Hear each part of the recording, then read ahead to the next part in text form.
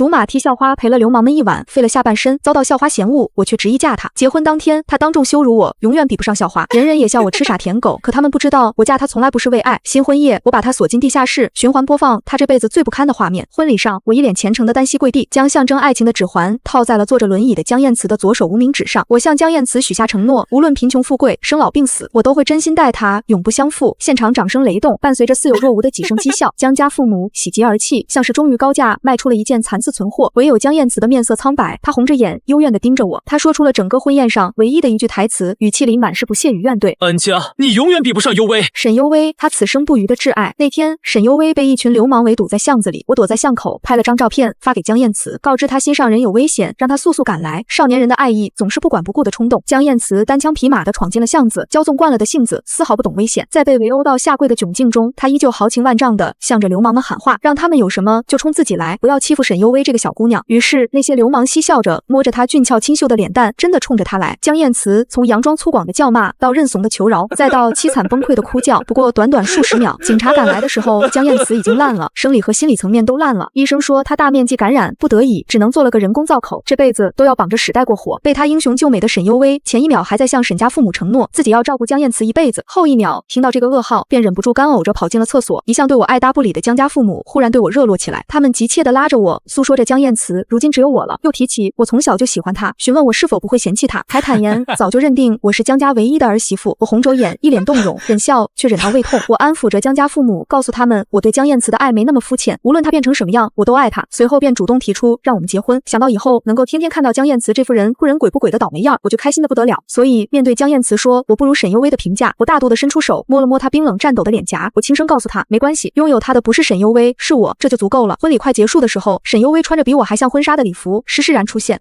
他忍着淚，努力扮演一個挑剔又苦口婆心的前輩。他對着我訴說，說自己是為了讓江燕慈過上更好的生活，才把她讓給我，還提醒我要永遠記住，江太太的名分是我好不容易搶來的，所以必須比她做得更好。一句話把江燕慈說得渾身顫抖，她深情又瑟縮地看着沈幽微，恨不得不顧一切地將愛意全部說盡。她怎麼都不會想到，在她住院的那段時間，沈幽微每一次殷切探望的背後，都有她父母出的一筆錢。沈幽微曾當着江家父母的面直言，她家雖不富裕，但就她一個女兒，她爸媽絕對不會允許她嫁給殘疾人。她還抱怨江燕慈的事在學校裡風言風語，她每天來看她是要擔風險的。她爸媽也說，有這個時間不如去打工，多貼補貼補家用。面對江家父母，沈幽微用詞凜冽的像個未開智的 AI， 可為了兒子，他們又能怎麼樣呢？他們只能假笑着送上錢，勸說沈幽微，說政委只不過是讓她陪陪江燕慈，又不讓她給江燕慈換尿墊，就當是工作，工資好說，以後有什麼需要幫助的，江家都包了，所以她怎麼能不來呢？一邊要消解自己因為江燕慈不爭氣而無法順利嫁入豪門的不甘，一邊她要惡心我，要江燕慈忘不了她，只要江燕慈忘不了她，她在江家就永遠有的賺。他看着我的沉默，以為胜券在握，他繼續對着我說道，雖然我和江燕慈結婚了，也只能做表面夫妻。醫生說了，江燕慈的身體不適合行房事，更不適合要孩子。他還故意細數江燕慈的不便，說她不能自主排泄，我要為她人工導尿，甚至便帶洗不乾淨，我要伸手進去一點點弄乾淨。還說江燕慈臉皮薄，不喜歡護工為她做這些，必須我親自來。他每說一個字，江燕慈的臉就恥辱的漲紅一分，像是想到了這些尷尬恥辱的場景，他看向我的眼神滿是恨意，我卻只是笑笑。我對着沈幽微誇讚她心細，隨後話鋒一轉，說自己手很笨，學不會怎麼導尿和洗便袋，反問他要不要給我示範一遍。沈幽微得意的神色僵硬在臉上，他大概沒想到我這個向來看江燕慈臉色的舔狗，會有一天失去對他這個白月光的敬意，翻臉咬人。他慌了，他勉強地擠出一句話，語氣裡帶着慌亂和不甘。夠了，我來這是真心祝福燕慈哥的，不是來承受你的侮辱。說完，他維持着最後的體面，頭也不回的高傲退場。我輕飄飄地帶着滿滿的憐憫對着江燕慈說道，沈幽微認為幫他導尿是一種侮辱，他卻像炸毛的刺蝟，瞬間激動起來。他对着我怒吼，指責我惡毒，讓我少揣測別人，還說不讓沈幽微幫他護理是他的決定，沈幽微是他喜歡的女人，他絕對不會捨得讓他陪自己吃苦。隨後他抬起下巴，語氣裡滿是驕矜，仿佛只有在我面前才能重新拾起那份少爺的架子。而你，既然你選擇自己往火坑裡跳，那我就給你這個機會，當牛做馬的伺候我。他似乎對救下沈幽微這件事完全的心甘情願，卻在面對新房裡那張鋪滿早生櫃子的床時崩潰到淚流滿面。他死死攥着那些棗和桂圓，語氣裡滿是絕望和控訴，說我為什麼要給他發那張照片，為什麼不報警，為什麼不提醒我，好像他最後成這樣，罪魁禍首是我一樣。我冷眼看着他那張扭曲到看不出原本五官的臉，那張臉模模糊糊和上一世的他重疊，沒錯，上一世他也是這樣狰狞地掐着我的脖子，一遍遍地責罵我毀了他。只不過上一世的他不是責怪我沒攔住他去拯救沈幽微，而是對着我怒吼，指責我自己逞英雄，被人強姦了，怪誰？質問我憑什麼要他為我的失誤負責？憑什麼要他為了我不能娶他最愛的女人？你毀了我！上一世是我救了沈幽微，为了給警察爭取營救時間，我在巷口播放警笛錄音，趁那些混混四散逃離時，抓着沈幽微的胳膊不管不顧地往外跑。可他卻在那些混混反應過來後，將我一把推進了他們的圍堵之中。我承受了最殘忍的虐待，被送進 ICU 的時候失去了全部尊嚴。可沈幽微這個始作俑者卻跪在江燕慈面前求他，他向江燕慈辯解，說自己當時只是太害怕了，怕再也見不到他，還懇求江燕慈救救他，不要讓我告他，哭訴自己的人生會被我毀了。於是，一向對我冷淡的江燕慈捧着鮮花和戒指，當着我父母的面單膝跪在我的病床前。他告訴我，沈幽微在畏罪潛逃的路上出了嚴重車禍，還滿臉愛意地說讓我嫁給他，說他會照顧我一輩子。極其彷徨無措中，我太想找個依靠，哪怕是原本就隨着生意做大，越來越看不上我家的江家父母，對我極度排斥，罵我毀了江燕慈的一生。可在江燕慈的堅持和父母心痛又焦慮的目光中，我還是答應了江燕慈，也確實對我很好，一改當初對我的冷淡，每天纏着我有說不完的情話，讓我無暇再去分心追究沈幽微的死，只想重獲新生。我以為我同江燕慈的婚禮是為我年少時期的愛戀與悲苦畫上一個歪歪扭扭的句號。可在婚禮當日，我看到原本已經死掉的沈幽微出現在新郎的休息室，無所顧忌地和江燕慈熱吻。安家髒了，你不許碰它。洞房我在這裡補給你。我拼盡全力建立起搖搖欲墜的整個世界轟然倒塌，我崩潰了。我歇斯底里地問他們，這是為什麼？我沒做錯任何事，不欠他們任何人，為什麼要這麼殘忍地把我往死折磨？換來的卻是江燕慈死死掐着我的脖子，語氣裡滿是憤怒和指責，說我怎麼不欠他們，還指責說如果不是我爸媽一直堅持告幽微，他怎麼可能會娶我？還大聲地怒罵說我都當上江太太了，有什麼可憐的？真正可憐的是幽微，畢竟以後他可要躲躲藏藏一輩子。是你害了我們！上一世我被他掐得幾乎死掉，卻換不來任何憐憫。這一世我冷眼看着江燕慈承受我上輩子的痛苦，吐苦掙扎，聽着他嘶吼着說我害了他。我聳聳肩，長舒一口氣，大仇粗暴的快感讓我感到愜意，索性不裝了。對啊，我就是害了你，怎麼樣？有本事從輪椅上站起來打我啊！江燕慈滿是血絲的眼睛豁然瞪大，她不可置信地看着我，像是忽然變得不認識我，又像是沒聽懂我說話。你在說什麼？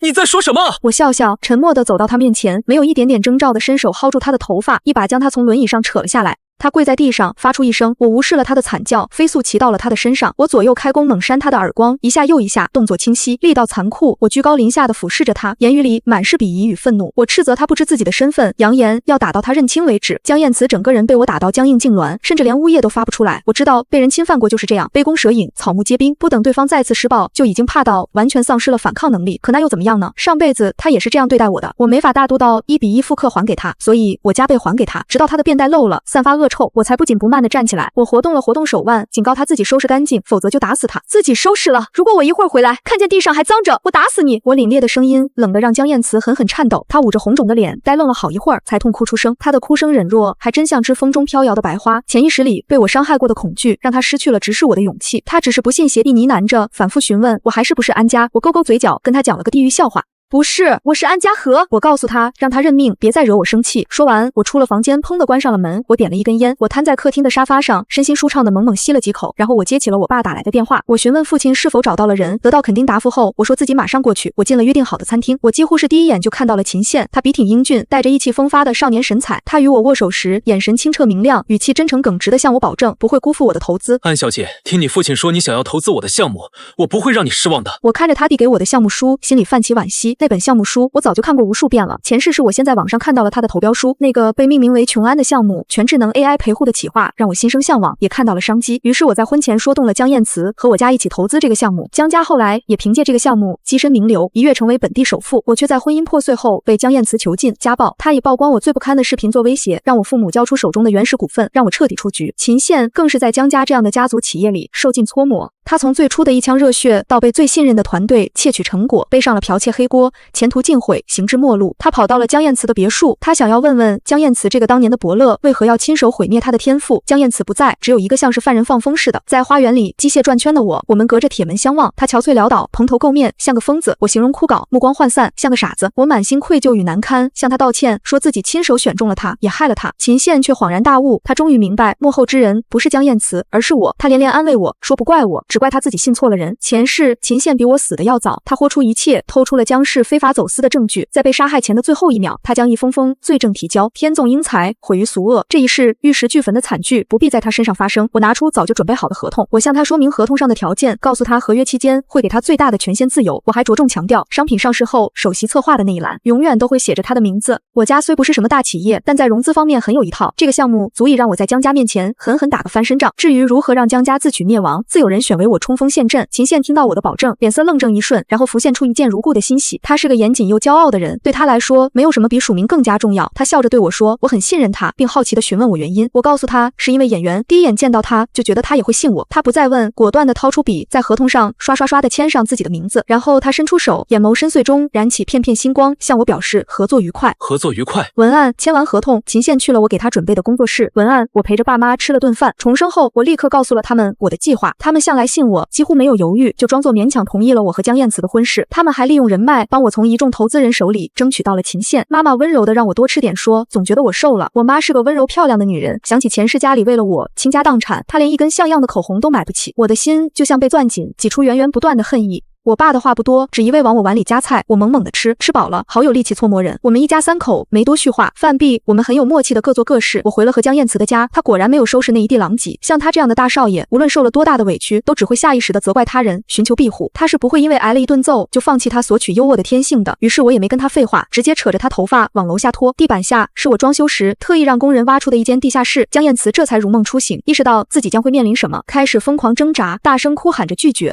不要，安家，你瘋了，你不能這麼對我。他窩囊地哭了出來，威脅我說他爸媽不會放過我。我冷笑一聲，反問他爸媽怎麼可能放過他？我直接將他貶在地下室的簡易床墊上，然後我緊緊攥着他的下顎，強迫他抬頭與我對視。我告訴他爸媽已經把他賣給我了，他們怕他待在家裡影響股市和名聲，正急着讓我背鍋。我還故意提起沈幽微，告訴他沈幽微嫌他髒，早就不要他了，還反問他要不要我提醒他原因。還有你最喜歡的沈幽微，人家嫌你髒也不要你，需要我提醒你是為什麼嗎？需要嗎？我一手打開投影，一手死死地壓着他的腦袋，讓他看向寬大的屏幕。一個手機偷拍視角的視頻豁然出現在江燕慈眼前，視頻裡是那個熟悉的陰冷的巷子，那是承載他無數噩夢的地方，還有他天真孤勇衝進去的背影。隨着鏡頭的貼近，那幾個魍魎般的身影帶着令人毛骨悚然的笑聲出現，漸漸圍困逼近那個無處可躲的羔羊。江燕慈尖聲嘶吼着，破碎的聲音與視頻中的哀嚎交互，制成一襲華美的哀樂。我為了欣賞這一幕，一遍遍循環播放視頻，終於隨着江燕慈頭上的汗水浸濕我的手指，我放開了他。他脫水崩壞，整個人蒼白褶皺到不成樣子，身上污跡斑斑，髒得很。我用鞋尖戳了戳他襯衫上唯一乾淨的地方，挑釁的讓他去告訴他爸媽，讓他們來欣賞我是怎麼迫害他的。江燕慈終於怕了，他嚇得連連拒絕。他終於意識到，我不是單純的對他撒氣，更不是偶然失控的懲罰，我是徹徹底底的要讓他求死不得。他手足無措的向我道歉，不停乞憐說自己再也不敢了，求我不要把视頻播出去，不要給別人看。他還保證以後我說什麼他都聽話。我聽話？你以後說什麼我都聽話。我滿意的笑了，我拍拍他汗濕的臉，提醒他記住自己說的話。我告訴他，我很注重家庭氛圍，過幾天他爸媽會來看他，我希望他們對我這個兒媳足夠滿意，足夠尊重。我反問他，不用我教他怎麼做吧？他連忙搖頭。江家上門的那天，沈幽微也來了，他挽着江母的胳膊，清高的對我指手畫腳。他說江母讓他陪着來，還說自己最了解江燕慈，讓我有照顧不到的地方就當場指出來，省得我不得要领，惹江燕慈不高興。江母也理所應當的对我說，江家的男人難伺候，憑我自己搞不定，讓我別怪他。我笑着從門口讓開，告訴他們江燕慈怎麼捨得讓我伺候他，還說江燕慈說了，從今天開始要好好照顧我。於是他們剛進門就看到了連輪椅都沒得坐的江燕慈，江燕慈正小心翼翼端着家政做好的菜，拘謹地放在飯桌上。短短幾天，她瘦了一大圈，眼眶都烏青。看到自己的父母和沈幽微，她沒有眼神發亮的喜悅，只有一層複雜的灰敗和謹慎。她招呼着父母和沈幽微坐下，說還有一道魚，馬上就好。江父不可置信地大吼一聲，指責江燕慈不該做這些活。他說這些都是僕人、女人做的。江燕慈來這兒是來享福的，讓江燕慈趕緊坐下。他回頭怒視着我，斥責我做得太過分，說女子應以夫為天。江燕慈卻嚇得連連後退。自從出事以來，她就對男人極度抵抗。她顫抖着往後退，卻一不小心跌在地上。江母痛心大叫，和沈幽微兩人費了好大力氣，才將江燕慈狼狽地扶起來。他氣急敗壞地看着我，質問我為什麼要虐待江燕慈，還說他們在家從沒讓江燕慈端過菜。沈幽微也跟着幫腔，詢問江燕慈是不是我逼他這麼做的，讓他不用怕，說叔叔阿姨會給他做主。然後他頤指氣使地看着我，讓我趕緊過去幫忙。江燕慈卻應激般地將手從他和江母的攙扶中抽回來，他汗如雨下，眼神低垂着，根本不敢看人，辯解說是我願意這麼做的，跟安家沒有關係。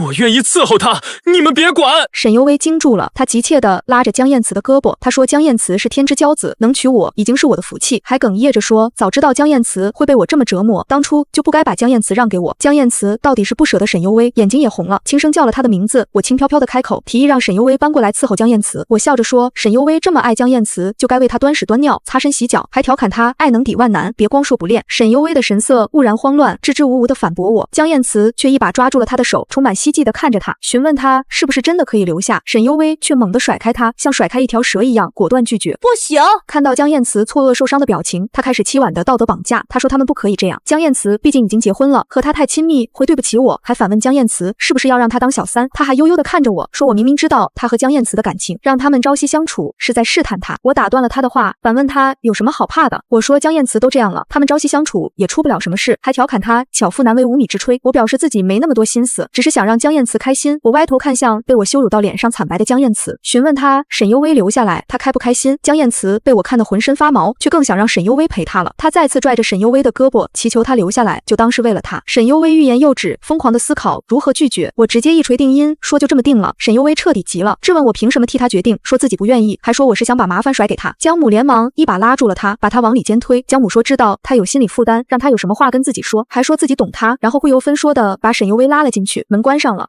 客廳裡一片死寂，江燕慈神色恍惚，卻依舊不死心，對着那扇緊閉的門望眼欲穿。江父冷冷地審視着我，語帶威脅地向我施壓，暗示我若再在大人面前耍手段，我家下個季度的生意便會受到影響。江家是我家的大甲方，上一世我家顧及就交，放棄了跟更好的資方合作，跟江家深度綁定，才會在我婚後屢次被江父以訂單拿捏，忍氣吞聲。可現在瓊安項目的優秀，為我們爭取到了許多優質資源。昨天我媽已經借着和富太們的聚會打通關係，不少大佬已經簽了意向合同，我們不會再受制於人。所以我漫不經心地回对江父，告訴他生意不愁沒人做，還勸他不要倚老賣老，多管閒事。江父的臉霎時黑了，看向我的眼神多了審視和琢磨。他應該很快就會查我家最近在做的項目，正合我意，我只怕他不查。這時沈幽微終於跟着江母從屋裡走出來，江母應該是狠出了一筆。沈幽微善解人意的臉掩蓋不住貪婪。沈幽微向我表明他答應從明天開始來陪江燕慈，還故作關切地說自己放心不下江燕慈，警告我別想欺負他。我笑笑舉杯提議為我們未來精彩的生活乾杯，每個人都如願走進我精心策劃的角色裡，你們的崩壞造就我的精彩。當晚江燕慈很興奮，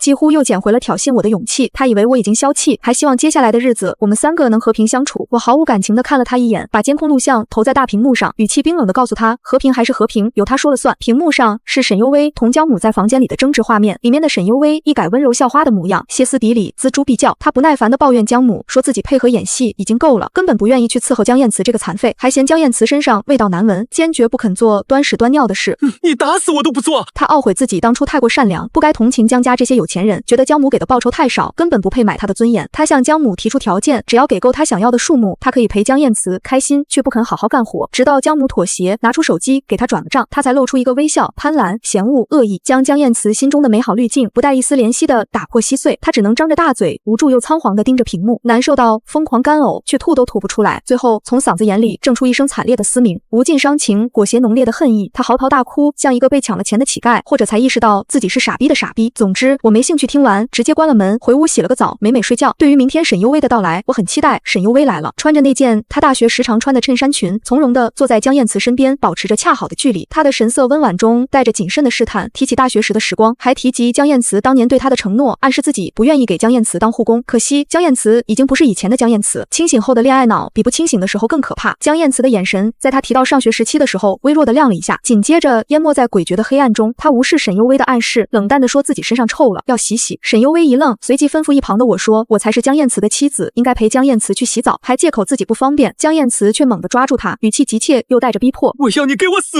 沈幽微嚇死了，狠狠甩開他，語氣帶着難以置信的驚呼，卻又被江燕死死攥住。江燕慈的語氣變得凶狠，質問沈幽微是不是嫌他髒，怕玷污了自己高貴的手，還罵他賤人，裝模作樣。他氣得滿臉漲紅，扭曲猙獰，豁出一切的力氣讓沈幽微掙脫不開。他質問沈幽微是不是拿了江家的錢，還說江母給了他那麼多錢，他就相當於賣給了自己，嫌嫌他髒的話，自己也乾淨不到哪裡去，必須伺候他，還放話江家給的錢購買他的命。從未有過的狠戾讓沈幽微心驚肉跳，他尖叫着掙脫，懇求江燕慈放開自己。江燕慈卻毫不理會，他已經徹底絕望瘋狂。他拿起手邊阿姨剛倒的滾燙的茶，猝不及防地朝着沈幽微的臉潑過去。你騙了我，用你这張清纯無辜的臉騙了我！沈幽微尖叫着滾在了地上，他不停地喊痛，指尖露出的皮膚起了碩大的水泡。江燕慈還嫌不夠，他大概是和我學的，抓住沈幽微的頭髮往衛生間拖，逼問他到底給不給自己洗，還放話說不洗就弄死他。沈幽微怕了，頭臉的痛讓他變得軟弱，只能不住啜泣哀求，答應給江燕慈洗，懇求他不要再拽自己。最後他渾身站立的勉強跪在江燕慈腿邊，他看着江燕慈滿滿的便袋，臉上全是惡心與掙扎，可沒辦法，在江燕慈的死亡凝視下，他顫抖的去嘗試打開，卻弄痛了對方。江燕慈冰冷地說了一聲廢物，再沒猶豫，手摸上沈幽微的後腦勺，猛勁摁了下去。那畫面很慘烈，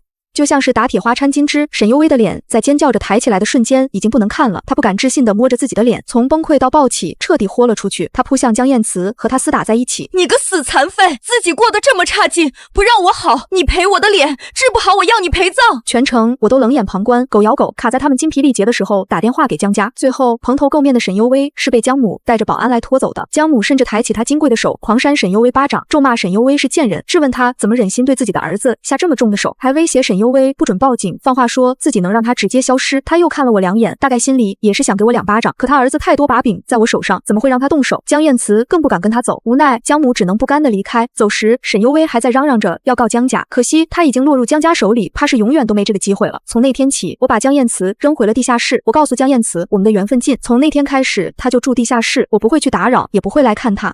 一開始他如釋重負，甚至生出了不用見到我的滿足，可沒過幾天他就慌了，因為真的沒有任何人來，整個地下室安靜到可怕，密封的牆壁連一扇窗都沒有，甚至感受不到時間的流逝。唯一能證明他與外界還有聯繫的小電梯送下來的2頓飯，人是沒辦法一直獨處的，尤其沒有手機，沒有消遣，每一分一秒極致的孤獨都如同復古之軀，不停地腐蝕他的神智與堅持。他開始自言自語，再到咆哮，不停地拍牆撞門，只為能夠吸引到一絲微不足道的注意，可是沒有，四處都是靜悄悄的，沒有任何人回應他的崩潰。巨大的恐慌籠罩着他，甚至蓋過了對我的恐懼，幾乎是本能的。他開始不停喊我的名字，語氣裡滿是無助和懇求，希望我能理他，能放他出去。為了得到回應，他不惜撒謊粉飾太平，說自己是我的丈夫，說我不能這樣對他，還謊稱自己不討厭我了，會努力愛上我，想和我好好過日子。他開始撕心裂肺地向我懺悔，一遍遍地喊着我的名字，懇求我救救他。文案：他撕心裂肺的懺悔，我當然聽不到。這些日子，我正和秦憲一起搞事業。即便早就知道他很厲害，但這一世親眼看到他對商業的布局和精湛的科技巧思，還是讓我驚喜。而我也根據自己的經驗總結出了幾點可以改進和創新的理念。在完善過程中，我們相處相當融洽。初級模型順利通過測試那天，秦憲激動地濕紅了眼睛，他眨巴着眼忍淚，不好意思哭的樣子，顯得整個臉特別白嫩清秀。我活了2輩子，只覺得還是大學生的他有些萌，沒忍住調侃他，說他現在就哭，將來當上100億富翁，公司不得被他淹了。他抬眼看向我，眼神異常堅定真摯，說自己不需要成為富翁，只想一直在這裡工作，和我們團隊一起，將來的100億、1000億都給我。我知道他對我是感激，是基於合作的欣賞，可那雙看誰都深情的眼睛，還是看得人心發燙。我忽然有點心癢，這2世我過得辛苦，還沒在大好年紀真真正正的談一場令人開心的戀愛。於是我脫口而出，告訴秦憲我對他有點見色起意，聽說他沒有女朋友，詢問他是否介意我追他，還告訴他我花招很多。我實話對秦憲說，我對他有點見色起意，我聽說你沒女朋友，介意我追你嗎？我花招可多了。秦憲愣住，耳朵以肉眼可見的速度紅了，他低下頭，聲音變小，說不用，我用花招追他，被拒絕了，我有點失望。小說裡重獲新生大女主都配擁有一個帥哥新歡呢。秦憲忽然又開口說不用我用那麼多花招。他緊張地捏了捏手，然後抓了抓頭髮，有些局促地說自己其實很好追，只要真誠一點就好。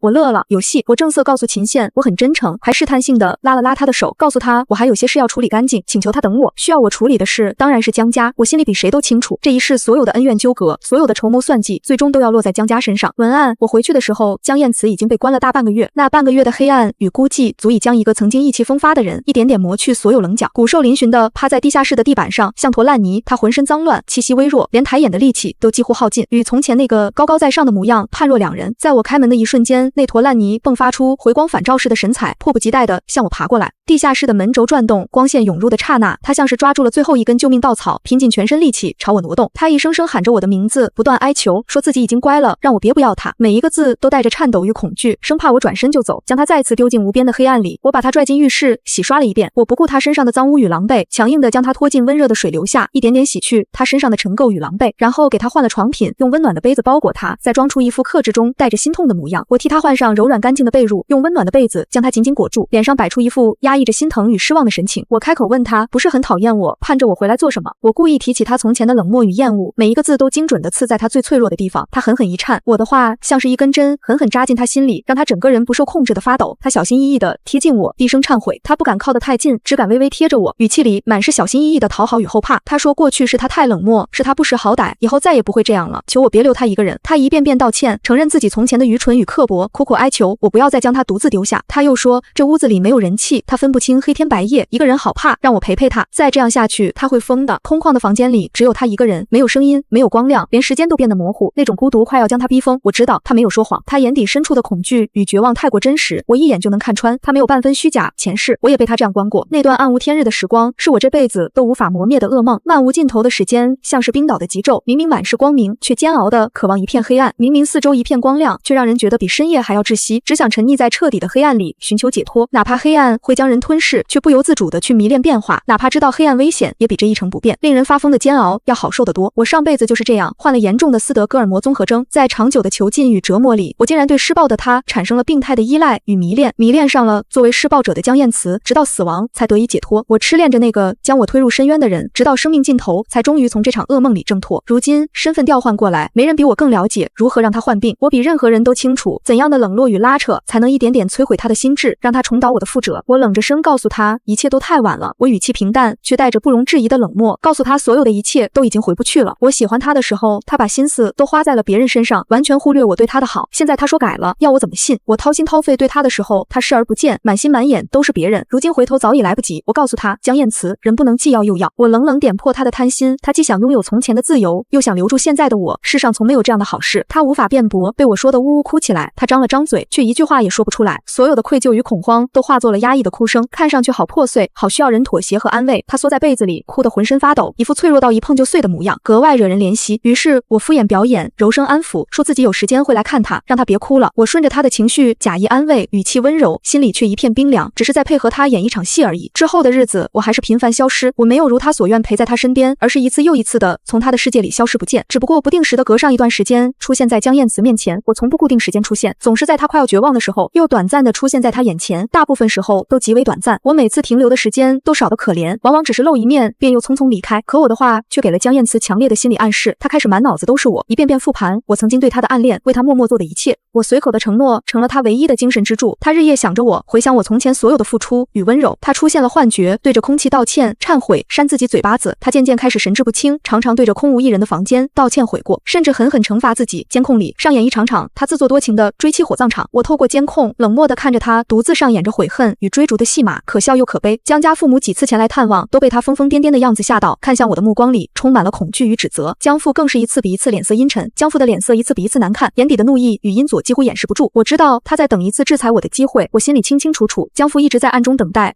一個能將我徹底扳倒的時機。這個機會隨着秦憲帶着瓊安系統出席各種交流會和國際評獎禮不期而至。隨着秦憲帶着瓊安系統在各大場合嶄露頭角，江父等待的那個機會終於來了。前世江家吃獨食，不給秦憲任何露頭的機會，只是一味拿錢在國內營銷。上一世江家獨佔所有成果，死死壓住秦憲，只靠資本在國內大肆宣傳。這輩子我打的就是秦憲的個人招牌。這一世我沒有走藏着掖着的路線，而是全力捧起秦憲這個人，讓他站在台前發光。他的風光更加激發江父勢在必得的決心。秦憲越是耀眼，江父就越是眼紅，想要將瓊安系統搶到手的心思就越發強烈。會過沒幾天，秦憲告訴我，江家給他開了一筆不菲的佣金，要挖他。那場活動過去沒多久，秦憲就主動來找我，告訴我江家開出高價，想要將他挖走。秦憲一本正經的同我打趣，說本來看到那些錢還真是挺心動，可那老頭看着就欠揍。他故作認真的跟我開玩笑，說那些錢確實誘人，可江父的樣子實在讓人不舒服。他說與其拿着巨資天天看一張老臉，還不如在這裡吃喝不愁，還能被我這樣的美女追一追。他表示寧願留在我身邊，也不願意去江家受氣，語氣裡還帶着幾分被我追求的小得意。自從被我追了一段時間，他開始皮了。我主動靠近他，撩撥他之後，他整個人都放鬆下來，偶爾還會故意跟我貧嘴。我獎勵般的撓他下巴，調笑他真是紅顏禍水。我伸手輕輕撓了撓他的下巴，像是獎勵一隻乖巧的寵物，笑着說他太過搶手，惹人爭搶。我問他這麼搶手，考慮不考慮做一次商業間諜？我看着他，語氣輕鬆地拋出一個提提議，問他願不願意幫我潛入江家做商業間諜。秦憲瞪大眼睛，閃着好奇又躍躍欲試的光，一口應下，讓我教他。他瞬間眼睛發亮，滿是好奇與興奮，毫不猶豫地答應下來，催着我趕緊教他怎麼做。一次的拒絕沒讓江父放棄，我心裡清楚，以江父的傲慢與執念，絕不會因為一次拒絕就善罷甘休。他又來找了秦憲幾次，江父不死心，接二連三主動聯繫秦憲，一次次拋出更誘人的條件，試圖說服他跳槽。秦憲按我說的一陣推拉，秦憲完全按照我事先交代的話術與江父周旋，先抑後揚，故意吊足江父的胃口。他先向江父透露，我已經和供貨商達成了協議，能以最低價格收購所有稀缺耗材和原料。他特意強調，光是這一項省下的費用就高達9位數。他還補充說，更不要提國際各大企業的免費宣發，這樣的資源和實力恐怕不是江父這樣的中型企業可以比的。這番話既點出了我們的優勢，也暗中刺激着江父的好勝心。他又鬆口，在江父面露不悅，快要放棄的時候，秦憲適時放緩語氣，裝作被江父的誠意打動的樣子。他告訴江父，江父的誠意實在令他感動，開到這個價格，他再無動於衷就太無理了。隨後，他向江父提出了條件，他跟江父說，如果江父能將啟動成本壓縮在3個億，他就可以答應江父的要求，那些企業對接的事情由他來搞定。秦憲最大的優點，長了一張真誠的臉，哪怕是隨口編造的謊言，從他嘴裡說出來，也顯得無比真摯，讓人難以懷疑。就連撒謊的時候，也顯得無比真誠。這份天生的真誠，成了他最好的偽裝，也成了我們算計江父的利器。江父是傲慢的資本家，最愛拿捏後輩的恭維與青澀。他習慣了居高臨下，習慣了後輩對他的討好與順從，也習慣了輕視那些他認為不如自己的人。如同上一世對我的蔑視，這一世他也輕敵了。上一世他看不起我的卑微與執着，肆意踐踏我的真心；這一世他又看不起秦憲的青澀，忽視了這份真誠背後的算計。做假賬難不倒他，至於成本，路不通走水路。江父本身就擅長鑽空子，做假賬對他來說易如反掌，而壓縮成本的辦法他也早已想好，和前世為了盡快上市一樣，靠走私。上一世他為了讓公司盡快上市，不惜鋌而走險，選擇走私。這一世為了拿下秦憲，搶占瓊安系統的先機，他依舊選擇了這條違法的捷徑。於是在江父的監視下，江父怕秦憲反悔，也怕我從中作梗，特意安排人暗中監視，想要親眼看到我和秦憲反目，我跟秦憲上演一出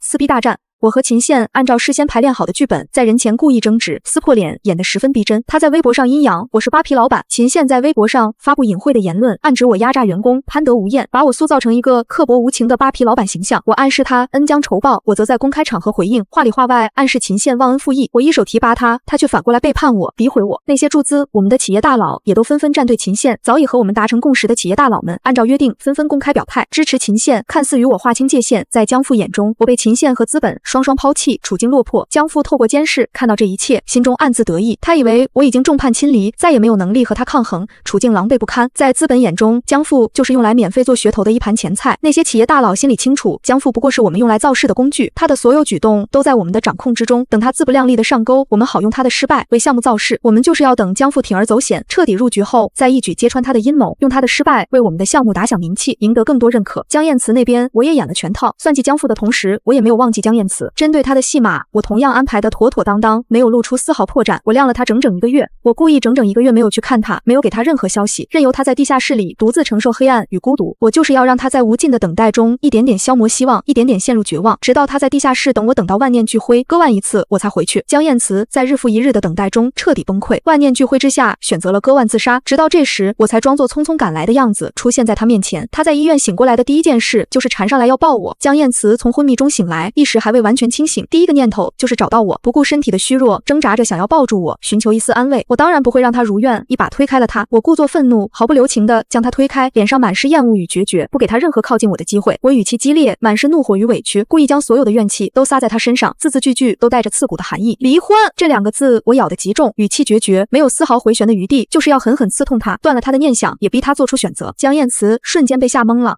他完全沒料到我會說出離婚2個字，整個人瞬間僵住，眼神呆滯，臉上寫滿了難以置信，徹底被我嚇傻了，不知所措的就開始哭，甚至比我還憤怒。他慌亂不已，不知道該如何是好，只能無助的哭起來，哭聲裡滿是恐慌與憤怒，那份憤怒甚至比我還要強烈。他急切地向我詢問，想知道他的家人到底對我做了什麼。他還向我保證他是江家唯一的兒子，他去跟他的父母說，他的父母一定會聽他的。他瘋狂撇清自己，他生怕我真的要和他離婚，拼命向我解釋，極力撇清自己和這件事的關係，想要獲得我的原諒。他急切地告訴我，我不能遷怒於他，他什麼都不知道，他對家裡的所作所為一無所知。他的語氣裡滿是哀求與辯解，一遍遍地強調自己的無辜。我繼續 PUA 他，我看着他慌亂辯解的樣子，心中毫無波瀾，繼續用言語刺激他 ，PUA 他，一步步將他推向我想要的方向。我帶着嘲諷的語氣讓他去問他那個好爸爸，我故意加重語氣告訴他，他的爸爸可真疼他，為了他不惜挖自己兒媳婦的牆角。我還向他哭訴說，現在我的項目已經停了，我馬上就要破產了。我惡狠狠地掐住他脖子，我心中的怒火徹底爆發，一把掐住他的脖子，力道不大，卻足夠讓他感受到我的憤怒與絕望。我故作疑惑地質問他，這麼多錢他的爸爸怎麼籌到的？直言江父肯定是耍了陰招。我還惡語相向，罵他們江家的人都心術不正，罵他也是個喪門星，把所有的不幸都歸咎到他身上。說完，我不顧他的哀求，讓保鏢把他扔回江家。我罵完之後，不管他如何苦苦哀求，如何掙扎，都不為所動，直接吩咐身邊的保鏢把他強行送回江家。在他死死扒着車門，讓我給他一個說服父母的機會的時候，江燕慈被保鏢拖拽着往車上送，他死死扒着車門不肯鬆手，苦苦哀求我，讓我給他一個機會，一個去說服他父母的機會。看着他卑微的模樣，我冷冷開口，補上了最後一刀，徹底擊碎他的希望。你少在這裝深情，我跟你們家不死不休，難道你會捨棄你的父母，選擇我嗎？我語氣冷漠，帶着濃濃的嘲諷，直擊他的軟肋，逼他在我和他的父母之間做出選擇，也篤定他不會選擇我。因為這句話，江燕慈的寂靜下來。我的話像一盆冷水，瞬間澆滅了他所有的哀求與掙扎，他整個人瞬間安靜下來，不再哭鬧，也不再辯解。隨後，他的目光變得從未有過的狂熱。短暫的寂靜之後，他的眼神發生了巨大的變化，褪去了所有的恐慌與無助，取而代之的是一種從未有過的近乎偏執的狂熱。不，安家，我會選擇你，只有你才能給我想要的安全感。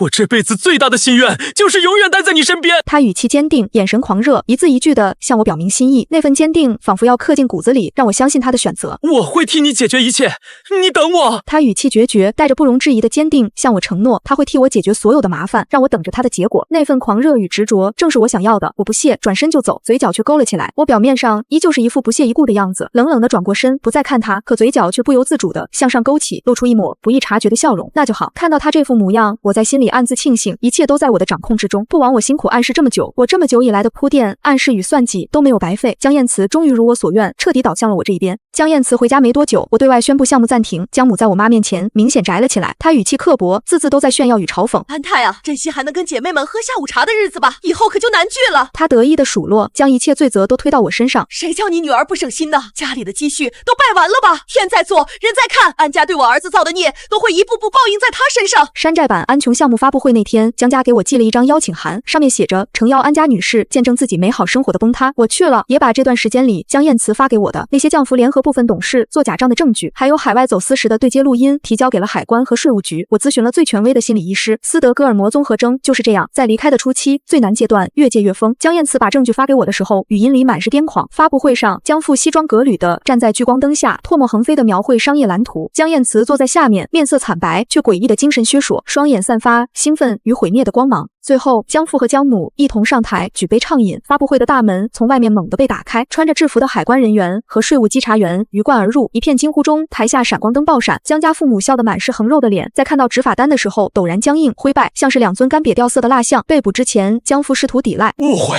這一切肯定是誤會。同志，你們先坐，咱好好聊，好好聊。在看到海關和稅務人員出示的證據後，他拼死抵賴。這是什麼？怎麼會在你們那裡？不，一定是 AI 合成。抵賴不得，他就開始破防吵鬧威脅。誰？到底是誰出賣我？要讓我揪出来，給我等着！江母哭得頭髮都散了，她緊緊抱着面無表情的江燕慈，無助的哭訴。江燕慈的聲音從她頭頂上輕飄飄地灑下來：我能活，安家會養我的，你們嘛，就不好說了。江燕慈笑了，笑得毛骨悚然。太好了，你們完蛋，我終於可以跟安家在一起了。還說他們活該，誰叫惹他老婆，還說自己多愛他，語氣狠厲，讓他們都死，徹底瘋魔。江父捂着胸口，顫抖的手指着江燕慈，終於反應過來，是你。江母更是崩潰了，她捂着腦袋蹲在地上不停哀嚎。因為有江燕慈的作證，江父很快被定了罪。然而沒等到進監獄，他就心臟病爆發，進了 ICU。資產凍結後，江母被不動巨債直接放棄了治療。江父在家裡苟延殘喘3天，咽了氣。而瘋癲的江燕慈沒有去管他哭瞎了的老母，反而是跑到我的住處找我。他不停地拍打我的門，語氣急切又卑微。安家，我回來了，我信守承諾，我爸死了，我媽瘋了，他們都好慘好慘，你可以讓我回家了嗎？可我已經不在那裡了，我搬家了，和秦宪一起買了個大別墅，從室友開始曖昧。秦憲在得知我和江燕慈的過去後，陷入了沉思。我有點不大樂意，直接開口問他：“你不会告訴我你介意二婚吧？我可不追雙節的。”他無語地看着我，語氣裡滿是不屑。難道就不許我比試一下我那上不得台面的前情敵嗎？第二天，秦憲去我原來的住處堵了江燕慈，親手送上一紙訴訟，上面是我以江燕慈生理功能不全、心理疾病瘋癲，影響夫妻正常生活而發起的離婚訴訟，殺人誅心。只不過江燕慈沒等到開庭，她被綁架了。1周後，被人發現在某個城中村骯髒的小巷子裡死得很慘。犯罪人是幾個當地飢不擇食的小流氓。警方現有的監控中能看到是個戴着口罩和帽子的女性，把江燕慈引誘到了城中村。看着她的身高體型，我腦子裡幾乎是瞬間閃過了沈幽微那張被毀容的臉。她命真大，竟然還活着。我立刻向警方提供了這個線索。沈幽微被捕的那天，安瓊項目上市，有了江家那場小丑般的演出，無論業內還是業外，都對安瓊智能護理產生了極大的興趣。從名人開始，幾乎各家都為弱勢人群配備一條，漸漸覆蓋到普通消費者，銷量走線比前世還要亮眼。每天醒來，我都被卡裡的進賬閃瞎眼。哦，還有比這更閃的是睡在我身邊的秦憲，春光無限。我站在落地窗前，看着樓下川流不息的車影，秦憲從身後輕輕擁住我，下巴抵在我的髮頂，他溫熱的呼吸拂過我的耳廓。在想什麼？我轉過身，指尖劃過他的鎖骨，在想這一局我總算贏了。他低頭吻了吻我的額頭，語氣認真：“以後不會再有人能傷害你。”我笑而不語，眼底卻一片冰涼。江家倒台，江燕慈身死，沈幽微入獄，所有擋在我路上的人都一一落得應有的下場。安瓊項目徹底佔領市場，股價一路飆升，我成了業內人人敬畏的傳奇女總裁。媒體爭相報道我的逆襲之路，字字都是吹捧與豔羨。我將母親接來身邊，給了她最安穩富足的生活。她看着如今的我，滿眼都是心疼與驕傲。處理完所有收尾工作的那天晚上，我和秦憲坐在露台，看着滿城燈火。他忽然握住我的手，眼神溫柔的能溺死人。安家，過去的都結束了。我抬眸望進他深邃的眼底，我知道。他指尖摩挲着我的指節，語氣帶着小心翼翼的期待。那我們可不可以重新開始？我没有立刻回答，只是端起酒杯輕抿一口，晚風拂起我的長髮，遮住了我眼底一閃而過的算計。斯德哥爾摩的瘋子已經死了，可擅長掌控人心的獵手永遠都在。我放下酒杯，主動挽住他的手臂。好啊！秦憲瞬間鬆了口氣，將我緊緊擁入懷中。他以為他是救贖我的光，卻不知道我只是又選中了一個足夠強大、足夠乾淨的獵物。我微微仰頭，在他看不見的角度，嘴角勾起一抹冰冷又得意的笑。這人間棋局，我才剛剛坐穩主位，往後的榮華富貴、愛恨痴纏，都只能由我掌控。誰也別想再左右我的人生，誰也別想再讓我輸一次。秦憲對我的好，細緻得無可挑剔。他將名下一半的資產轉到我名下，說是給我的安全感。公司裡所有可能對我不利的聲音，都被他不動聲色地壓了下去。連我母親隨口提過一句喜歡某款限量珠寶，不出3天就擺在了他的梳妝台上。所有人都在說我上輩子積了德，才遇到秦憲這樣的良人。只有我自己知道，這份良人是我精心篩選、步步引導的結果。這天，秦憲陪我去參加一場商業晚宴，宴會上有人不懷好意地提起江燕慈，語氣裡滿是試探。安總，聽說江家那位少爺死得很慘。我端着酒杯，臉上掛着得體的笑，神色未變。秦憲立刻擋在我身前，語氣冰冷地回懟：無關之人也配在安家面前提起。那人臉色一白，連忙道歉，悻悻地退了下去。晚宴過半，秦憲去洗手間的間隙，一個陌生男人攔住了我。他遞給我一個信封，眼神複雜。安總，這是江燕慈死前托我交給你的。我接過信封，指尖沒有絲毫停頓，直接塞進了手包。我看着他，語氣平淡。他還有什麼遺言？男人嘆了口氣，搖了搖頭。他只說希望你能好好的，哪怕不是因為他。我扯了扯嘴角，沒有說話。好好的，我當然會好好的，用我自己的方式活得風生水起。秦憲回來時，正好看到男人離開的背影，他皺了皺眉，握住我的手，語氣裡帶着擔憂。他跟你說什麼了？我反手握住他的手，笑得溫柔。沒什麼，一個無關緊要的人說些無關緊要的話。秦憲沒有多問，只是將我護得更緊了些。他大概永遠不會知道，我手心的溫度從來都不是為他而熱。回到別墅，我打發走傭人，獨自回到臥室。我拿出那個信封，拆開裡面只有一張照片，是我和江燕慈剛結婚時的樣子。照片上的我，眉眼間還有未脫的青澀。江燕慈看着我，眼裡滿是純粹的歡喜。我看了一眼，隨手將照片扔進了垃圾桶。過去的痕跡沒必要留存。秦憲推門進來時，看到我站在垃圾桶旁，以為我心情不好，他從身後擁住我，輕聲安慰：是不是還在想白天的事？別往心裡去。我轉過身，踮起腳尖，吻了吻他的唇。有你在，我什麼都不會想。他眼底的溫柔更甚，將我打橫抱起，走向床邊。我靠在他的懷裡，閉上雙眼。黑暗中，我的嘴角再次勾起一抹冰冷的弧度。秦憲以為他掌控了我的心，卻不知我只是在利用他的溫柔鞏固我手中的棋局。安瓊項目的海外市場已經初步打開，下一步我要徹底壟斷整個智能護理行業。至於秦憲，他是我現階段最好的助力。等我站穩腳跟，他的用處也就到頭了。第二天清晨，我被秦憲的吻喚醒，他看着我，眼神認真。安家，我們結婚吧。我睜開眼，看着他眼眼底的真誠，笑了。好啊，我答應的乾脆利落。一场盛大的婚禮，既能鞏固我的地位，又能讓秦宪徹底放下戒心，何樂而不為？秦宪欣喜若狂，緊緊抱着我，仿佛擁有了全世界。他不知道，他擁抱的從來都不是一個需要救贖的女人，而是一個一心只想贏、只想掌控一切的獵手。婚禮的籌備工作，秦宪全权負責，他事事都徵求我的意見，哪怕是細微的小事也不肯馬虎。我偶爾配合着提出幾點建議，看着他忙前忙後的樣子，眼底毫無波瀾。這天我去公司視察，助理遞上來一份報告，神色有些凝重。安總，秦氏集团最近在暗中布局，似乎想涉足智能護理行業。我接過報告，快速掃了一遍，嘴角的笑意淡了下去。果然，没有人能抵得住利益的誘惑，秦宪也不例外。晚上，秦宪回来，我没有直接點破，只是坐在沙發上看着他，語氣平淡，問他是不是想做護理生意。秦憲臉上閃過一絲慌亂，隨即又恢復了平靜。他坐在我身邊，握住我的手，語氣帶着一絲討好，說他只是想幫我分擔一下。我笑了笑得冰冷，我說到底是幫我，還是想分一杯羹？秦宪的臉色徹底變了，說我怎麼會這麼想他？我抽回手，站起身，居高臨下的看着他，我的東西誰也不能碰。他看着我冰冷的眼神，渾身一僵，大概這是他第一次看清我的真面目。我轉身走向臥室，留下他一個人在客廳。棋局該換一種玩法了。秦憲既然敢動我的蛋糕，就要做好付出代價的準備。我打開電腦，撥通了助理的電話，語氣冰冷，沒有絲毫溫度。查一下秦氏集團最近的資金流向，還有他們和海外供應商的合作細節。我要知道秦憲的所有底牌。電話那頭的助理連忙應下。我掛了電話，看着電腦屏幕上安瓊項目的銷量數據，眼底滿是野心。誰要是敢擋我的路，無論是誰，都只能落得身敗名裂的下場。這場棋局我會一直贏下去，直到站在最高處，俯視所有曾經輕視我、傷害我的人。這一次，我不僅要贏，還要贏得體面，贏到徹底。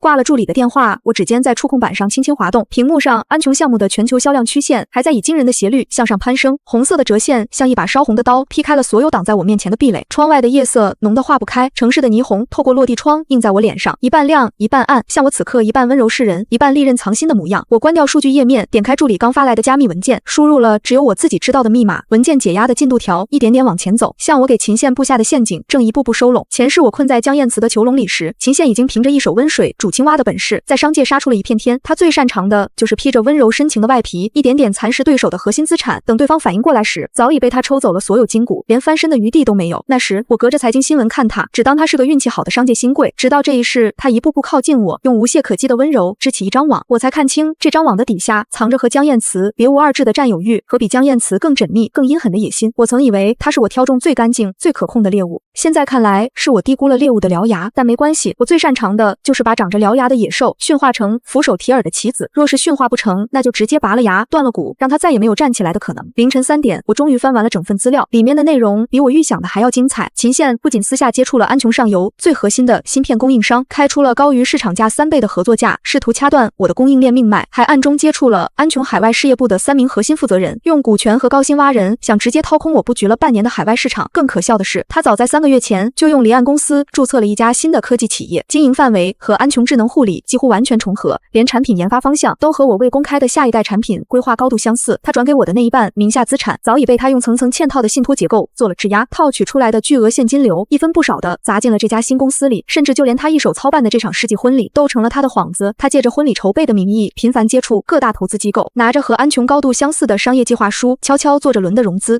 他算準了我會沉浸在他的溫柔裡，算準了我被江燕慈傷過之後會把他當成唯一的浮木，算準了我不會對他設防。只可惜他算錯了，我從來都不是什麼需要浮木的溺水者，我是掀翻了整片海域，自己造了一艘巨輪的掌舵人。文件的最後是助理查到的一筆隱秘資金流水，一筆通過3層空殼公司洗白的現金，在江燕慈被綁架的3天前，精準地打進了沈幽微的匿名賬戶裡，而這筆資金的源頭是秦憲的私人賬戶。我盯着那串數字，指尖輕輕敲擊着桌面，發出規律的聲響，在寂靜的臥室裡格外清晰。原來如此，我還以為沈幽微命大，從江家的報復裡逃出來，還能有本事策劃一場綁架殺人。原來從始至終背後都有秦憲的手筆，他借沈幽微的手除掉了江燕慈這個前情敵，既賣了我一個天大的人情，讓我對他放下戒心，又除掉了江家這個商界的競爭對手，順便還把殺人的鍋完完整整的扣在了沈幽微頭上，一箭3雕，好算計。我忽然笑了，指尖劃過屏幕上秦憲的名字，眼底沒有半分溫度。我曾以為這場棋局裡只有我一個獵手，現在才發現原來身邊躺着的也是個披着羊皮的狼，那這場遊戲就更有意思了。第二天一早，我是被秦憲的吻喚醒的，他像往常一樣從身後輕輕擁着我，下巴抵在我的肩窩，溫熱的呼吸拂過我的脖颈，語氣裡帶着剛睡醒的沙啞，溫柔的能掐出水來。我轉過身，伸手摟住他的脖子，臉上揚起恰到好處的溫柔笑意，像是什麼都沒有發生過。指尖輕輕劃過他的下頜線，他眼底瞬間亮了起來，像是沒想到我會主動提起婚禮，更沒想到我會關心他。低頭吻了吻我的額頭，語氣裡滿是寵溺。他握着我的手，指尖摩挲着我的指節，語氣裡帶着一絲小心翼翼的試探。我看着他眼底演出來的愧疚和不安，心裡只覺得可笑，演得真像，連我都差點點要信了，他真的只是一時糊塗，只是想幫我分擔。我往他懷裡縮了縮，語氣放軟，帶着一絲恰到好處的委屈。我不是生氣，你想幫我，我只是怕。我抬眸看着他，眼底適時的泛起一層水霧，像極了被傷過之後極度缺乏安全感的樣子。江燕慈当初也是這樣，一點點拿走我手裡的東西，最後把我困在籠子裡。秦县，安瓊是我拼了命才拿到的東西，是我唯一的底氣，我不能失去它。這番話半真半假，安瓊確實是我的底氣，是我絕對不能失去的東西，但這份委屈不過是我演給他看的戲碼。果然，秦縣瞬間就慌了，緊緊地把我抱在懷裡，連聲道歉，語氣裡滿是心疼。是我不好，是我考慮不周，我再也不會了。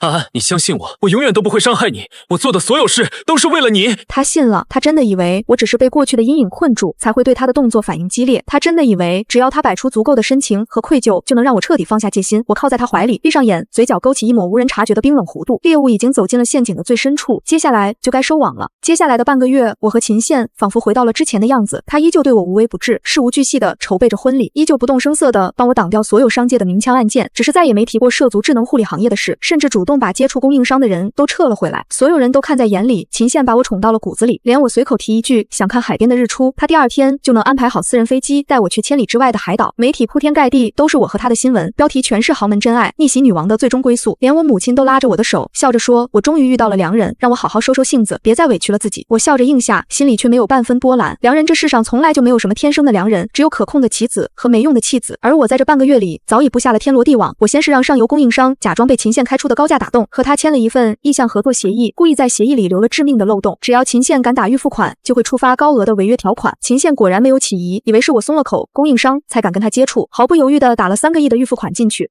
然後我順水推舟，讓海外事業部那3個被秦縣挖角的負責人把我提前準備好的假的海外市场數據、下一代產品的核心參數全都洩露給了秦縣。秦縣拿到這些核心機密，大喜過望，立刻調整了新公司的產品規劃，把手裡所有的現金流都砸進了生產線，準備等婚禮結束，就借着安瓊的熱度正式推出產品，一舉搶佔市場。他不知道那些所謂的核心參數全是我前世踩過的坑，是早就被市場淘汰的錯誤方向。他砸進去的每一分錢，最後都會變成打水漂的泡沫。更重要的是，我讓律師團隊整理好了完整的證據鏈。秦縣的新公司有3項核心專利，全都是對安瓊核心專利的擦邊抄襲。只要他的產品趕上線，我就能立刻發起訴訟，讓他的新公司直接面臨禁售和巨額賠償。就連他借着婚禮名義接觸的那些投資機構，我也早就一一打過了招呼。我把安瓊未來3年的全球市場規劃、獨家的技術壁壘全都擺在了那些投資人面前。一邊是已經佔據了國內80%市場份額、海外渠道全面鋪開的行業龍頭安瓊，一邊是連產品都沒上線、全靠抄襲的新公司。但凡有點腦子的投資人都知道該怎麼選，所有的路都被我堵死了。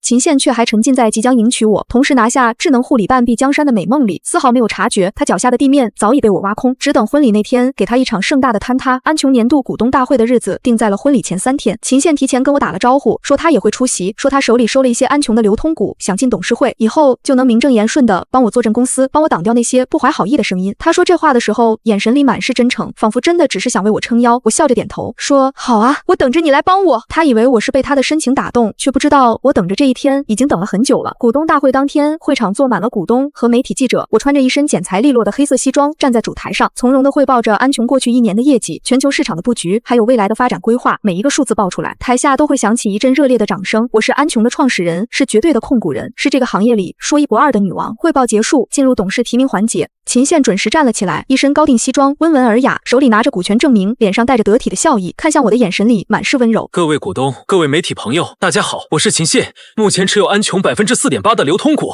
今天我在這裡提名我自己進入安瓊的董事會。他話音落下，台下瞬間響起一陣竊竊私語，所有人都知道他是我的未婚夫，是秦氏集團的掌權人。沒人想到他會突然在這個場合提出要進安瓊的董事會。秦縣顯然很滿意這個反應，他抬眸看向我，眼神裡帶着一絲志在必得的笑意，仿佛篤定了我會站出來幫他說話，篤定了在場的股東都會給他這個面子。我看着他緩緩勾起了嘴角，然後我抬手示意助理播放 PPT。會場的大屏幕上，原本安瓊的業績報告瞬間消失，取而代之的是秦縣註冊的新公司的工商信息和安瓊核心專利的對比報告。他接觸供應商、挖角安瓊員工的完整證據鏈一筆筆流水，一份份錄音清晰的無可辯駁。台下瞬間一片嘩然，所有的鏡頭都對準了臉色驟變的秦縣。我拿起話筒，聲音清冷，透過音響傳遍整個會場，每一個字都像一把冰錐，狠狠扎在秦縣的心上。秦總，你拿着安瓊的股份，想進安瓊的董事會，背地裡卻註冊公司抄襲安瓊的專利，挖安瓊的人，掐安瓊的供應鏈。你告訴我，你這是想幫我，還是想掏空我？秦縣的臉瞬間慘白。白。他站在原地，難以置信地看着我，嘴唇動了動，想說什麼，卻一個字都說不出來。我沒有給他辯解的機會，抬手示意助理切換下一頁。屏幕上出現了那筆隱秘的資金流水，從他的私人賬戶經過層層空殼公司，最終流入沈幽微的賬戶，時間線精準地對應着江燕慈被綁架的日子。還有這個，我的聲音更冷了幾分。江燕慈死的前3天，你給沈幽微轉了一大筆錢。秦县，你借沈幽微的手殺人，再把他推出去頂罪，一邊在我面前扮演深情救贖者，一邊拿着沾了血的籌碼算計我的公司。你這算盘打得未免太響了。這句話一出，全場徹底炸了，記者們瘋了一樣，按动快門，閃光燈亮得像白晝，所有的目光都像刀子一樣扎在秦县身上。他徹底慌了，踉蹌着后退了一步，看着我的眼神裡滿是不敢置信，還有一絲破碎的痛苦。我居高臨下的看着他，眼底滿是冰冷的嘲諷。秦县，你以為我真的信了你那套鬼話？你以為我真的把你當成救贖？從你动安瓊的那一刻起，你就該知道我的東西誰碰誰死。我話音剛落，我的律師就拿着一疊文件走到了秦县面前。秦先生，这是安琼科技针对贵司专利侵权的起诉状，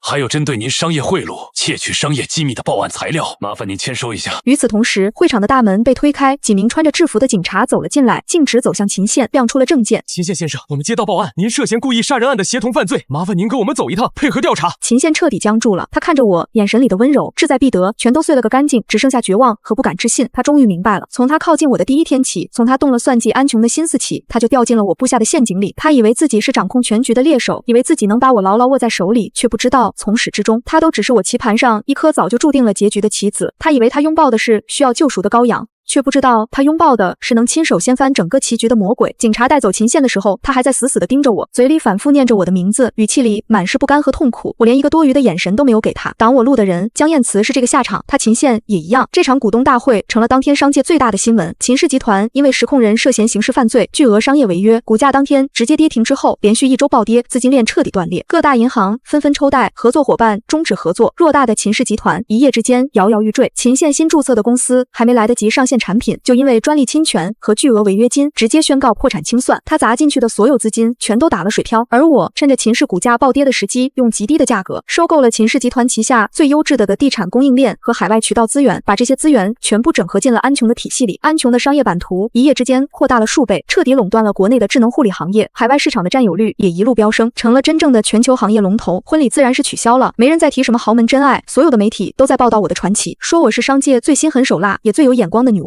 我站在安瓊總部頂樓的落地窗前，看着腳下整座城市的車水馬龍，手裡端着一杯紅酒。助理站在我身後，匯報着最新的進展。安总，秦氏集团的破產重組方案已經出來了，我們是最大的債權人，最終的重組權在我們手裡。沈幽微的案子已經宣判了，死刑立即執行。秦縣因為協同故意殺人、商業犯罪，數罪並罰，判處無期徒刑。我輕輕晃了晃手裡的紅酒杯，紅色的酒液在杯壁上劃出漂亮的弧度。知道了，我的語氣平淡，沒有半分波瀾。意料之中的結局。助理頓了頓，又小心翼翼地開口：“安總，秦縣在監獄裡托人帶話，說想見你一面。”我笑了，抿了一口紅酒，眼底滿是冰冷的漠然。不見，一顆沒用的棄子，有什麼好見的？他以為他的深情能打動我，以為他的算計能贏過我，到最後不過是給我做了嫁衣，成了我登頂路上一塊墊腳的石頭。助理應聲退了出去，辦公室裡只剩下我一個人。窗外的夕陽落了下去，夜色漸漸籠罩了整座城市，萬家燈火次第亮起，像散落在人間的星辰，全都匍匐在我的腳下。我放下酒杯，指尖輕輕劃過玻璃上自己的倒影，倒影裡的女人眉眼精致，氣場全開，眼底沒有半分柔情，只有掌控一切的野心和篤定。江家倒台，江燕慈身死，沈幽微伏法，秦縣入獄，所有前世今生擋在我路上，傷害過我的人全都落得了應有的下場。安瓊成了全球智能護理行業的絕對巨頭，我站在了商界的最頂端，成了真正說一不二的掌權人。我給了母親最安穩富足的生活，給了自己最體面、最無可撼動的人生。這一局我贏了，贏得徹徹底底，贏得體體面面。晚風拂起我的長髮，我看着窗外滿城的燈火，嘴角緩緩勾起一抹志在必得的笑意。這人間的棋局，我已經坐穩了主位，往後的山高水遠、榮華富貴、愛恨痴纏，都只能由我執筆，由我掌控。誰也別想再左右我的人生，誰也別想再讓我輸一次，這場遊戲才剛剛開始。